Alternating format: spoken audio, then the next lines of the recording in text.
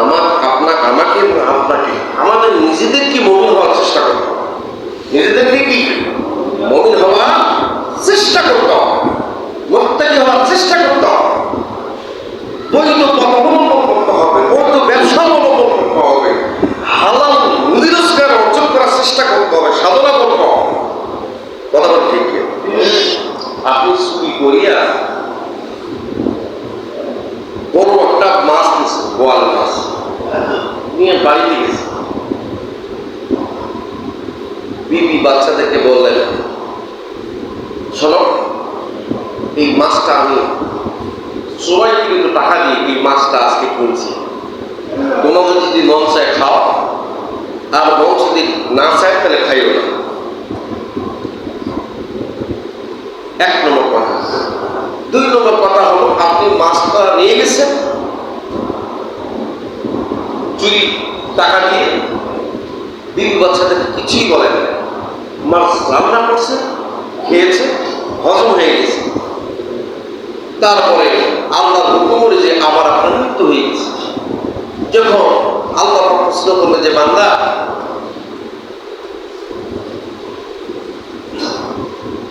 তুমি যে অবৈধ পথে চুরি করে টাকা দিয়ে বড় মাছ কিনছিলে, সেই মাছটা তোমার বিবি বাচ্চাকে খাওয়াইছে, বিবি বাচ্চার জন্য চুরি করে এটা করছো, তোমার বিবি বাচ্চা জান্নাতে, তুমি আজকে জাহান্নামে। এখন বলো, তুমি তোমার বিবি বাচ্চাকে নিয়ে কি জাহান্নামে যাবে না তারা জান্নাতে থাকবে? কোনটা? এখন আমি বলতেছি যে আল্লাহ, আমি তাদেরকে পড়াইলাম, খাওয়াইলাম, সব কিছু ভরণ পোষণ দিলাম, তারা যদি জান্নাতে দেখতো, আমার তো জান্নাতে থাকার কথা, তাহলে আমি জাহান্নামে কেন? তুমি যে চুরি করছিলে, ওই যে মনে আছে ওই দিন তুমি 50,000 টাকা চুরি করছিলে, ওই দিন তুমি অমুকের পকেট থেকে 20,000 টাকা চুরি করছিলে, বড় মাছ কিনে বাসায় নিয়ে গেছো, তারা খেয়েছে কিন্তু তারা কখনো অন্যায় করে নেই, তারা নেককার পরহেজগার, তারা জান্নাতি।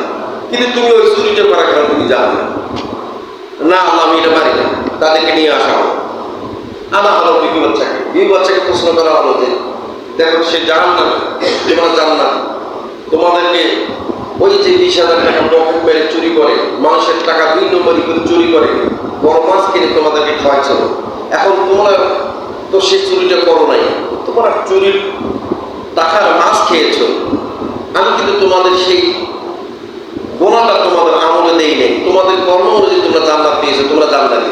কিন্তু তোমার হাজবেন্ড, তোমার বাবা, সে জাহান্নামী, তোমাদেরকে নিয়ে জাহান্নাম দিতে চায়। তখন বিবি এবং ছেলেমেয়ে বলবে যে আল্লাহ, সে আমাদের দুনিয়ার জমিনে আমাদের কর্তা ছিল, আমার স্বামী ছিল, ছেলে বলবে আমার বাপ ছিল, মেয়ে বলতেছিল আমার বাপ ছিল, তার দায়িত্ব ছিল আমাদেরকে ইনকাম করে খাওয়ানো, সে আমাদেরকে খাওয়াইছে, আমরা খাইছি, সে চুরি করে আছে না ইনকাম করছে বৈধ পথে, সেটা তো আমাদের জানা দরকার না। তখন আল্লাহ পাক বলছে, এখন তুমি কি করবা? তোমার ওই পাপের ভাগ তো তোমার বিবি বাচ্চা নিতে চায় না। এক পর্যায়ে দেখা গেল বিবি বাচ্চাকে বলা যায় ঠিক আছে তোমরা জান্নাতে চলে যাও, তুমি জাহান্নামে যাও। তার মানে এই উদাহরণটা এই জন্য দিলাম যে আপনার পাপের বোঝা আপনাকে বইতে হবে, ঠিক কিনা? আপনার পাপের বোঝা আপনাকে বইতে হবে। এই কথার জন্য কথার কথা এসে গেল। তাহলে প্রথমে যে কথাটা বললাম যে আপনি চুরি করার পরে অর্থ দিয়ে যখন মাছটা কিনে নিয়ে আপনি যখন আপনার ওই বাড়িতে নিয়ে যে বলছেন, হ্যাঁ আমার বিবি, হ্যাঁ আমার ছেলেমেয়েরা, এই আজকে যে বড় মাছটা কিনছি এটা হলো আমার 2 নম্বরই টাকা, অবৈধ টাকা, চুরির টাকা, পকেট মারার টাকা, মিথ্যা কথা বলে ইনকাম করার টাকা, দালালি করে ইনকাম করার টাকা, এই টাকা দিয়ে আমি মাছ কিনছি। তো তোমরা কি খাইবা? যদি খাবার মনে চায় খাও, আর যদি তোমরা মনে না করো তাহলে খাইও না। তাহলে তুমি যদি বলতা, আর তোমার সন্তান বিবি যদি বলতো যে না আমরা খাবো না, তাহলে তারা খাইতো না, তারা খাইতো না। তুমি তো তাদেরকে অবগত করো নাই, তাদেরকে জানাই দাও নাই তুমি এটা চুরি করে কিনছো, 2 নম্বরই করে অর্থ ইনকাম করে টাকা মাছটা কিনছো, এটা যেহেতু তুমি জানো নাই, অতএব তোমার দোষ তোমার কাঁধে থাকলো। আর তারা যদি বলতো যে তুমি চুরি করো যা করো আমাদেরকে বলছো আমরা খাবো, তাহলে কিন্তু তাদেরকে নিয়ে তুমি জাহান্নাম যেতে পারতা। কথা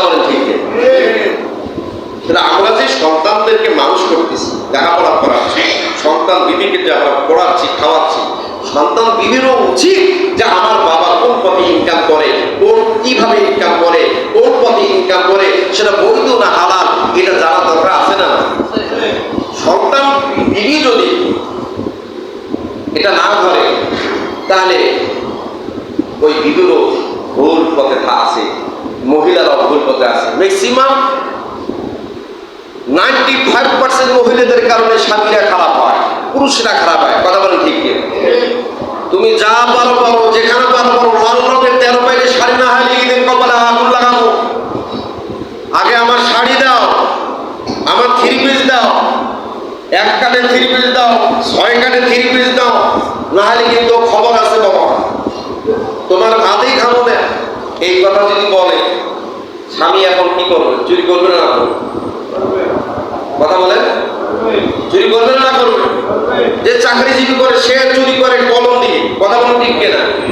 আর বাংলাদেশের মধ্যে সবচেয়ে বড় চোর হলো কলম দিয়ে চুরি করা। কথা বলেন ঠিক কিনা? এক খোঁচা নিতে 10 কোটি, এক খোঁচা নিতে কয় কোটি? 10 কোটি কেন, আরো হাজার হাজার মিলিয়ন কোটি। কথা বলেন ঠিক কিনা? গরিবদের টাকা কিন্তু সুদ ব্যাংকে নাই, সব প্রথম শ্রেণীর লোকদের টাকা সুদ ব্যাংকে। কথা বলেন ঠিক কিনা? এরা কি চিন্তা করে নাই যে আল্লাহ পাকের কাছে হিসাব দিতে হবে? কথা বলেন ঠিক কিনা? আল্লাহ রাব্বুল আলামিন বলেন, ওয়া ঘোষিত কাফের, ওয়া ঘোষিত মুমিন, ওয়া ঘোষিত নেককার, ওয়া ঘোষিত হলো বেঈমান না প্রমাণ। যারা হলো প্রকাশ নয়, যারা হলো জাহেল নয়, গোপনে গোপনে চুরি করে, গোপনে গোপনে মানুষের ক্ষতি করে, গোপনে গোপনে অন্যায় করে, গোপনে গোপনে সবকিছু করে, কিন্তু সে জানে না, জানে একজন, তিনি হলেন কে? আল্লাহ। তিনি হলেন কে? আপনি যতই ভেতরে ভেতরে যা কিছু করেন না কেন, জানে কে? আল্লাহু ইয়ালামু। আমার আল্লাহ সবকিছু বিষয়ে অবগত আছে। কথা বলেন ঠিক কি? প্রিয় ভাইরা আমার খেয়াল করেন, আর যে আল্লাহ রাব্বুল আলামিনকে গোপনে রাতে চুরি করেন, কারা চুরি করে? কথা বলেন, যে গোপনে আল্লাহরে চুরি করে, কারা চুরি করে? আল্লাহরে চুরি করে, আমার নবীরে চুরি করে। এখন প্রশ্ন করতে পারেন যে নবীরে কেমনে চুরি করবেন? আল্লাহরে চুরি করবেন কেমনে? আল্লাহরে চুরি করবেন এমনে, আপনি গভীর রাতে দাঁড়াইয়া দাঁড়াইয়া সিজদার পর সিজদা, রাকাতের উপর রাকাত, সূরার উপর সূরা, আর রাতে আল্লাহর কাছে কাঁদতেছেন মাথা নত করে। আমার আল্লাহ রাব্বুল আলামিন বললেন যে বান্দা, আমি তোমার সব কান্না কবুল করব। নবী চুরি করবেন কেমনে? নবীর আদর্শ চুরি করেন। নবী কেমনে খাইছেন, নবী কেমনে চলছেন, নবীর চরিত্র কেমন, নবীর আদর্শ কেমন, নবী কিভাবে দান করেছে, নবী কিভাবে খয়রাত করেছে, নবী আত্মীয়র হক কেমনে আদায় করেছে, নবী বিবির হক কেমনে আদায় করেছে, এগুলা চুরি করে। ঠিক কিনা? নকল ছাড়া কিছু হয়, নকল ছাড়া কিছু হয়। একটা তৈরি করেছে, কোনো না কোনো কোম্পানি নকল করে চুরি করছে। ঠিক কিনা?